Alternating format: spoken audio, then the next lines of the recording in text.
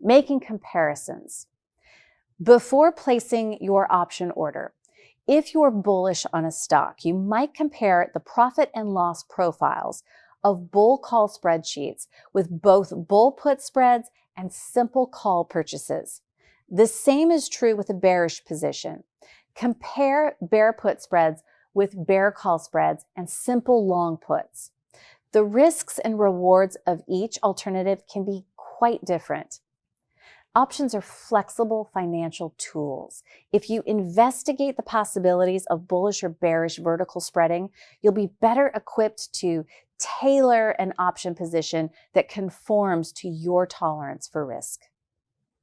We would like to thank you for taking the time to watch the videos that we have put together for you today. Take a look and subscribe to our YouTube channel, our Instagram, our Facebook page, and reach out if you have additional questions. We would love to hear from you. Check out our website for more information. Go to www.optiontradersnetwork.com. Thanks so much.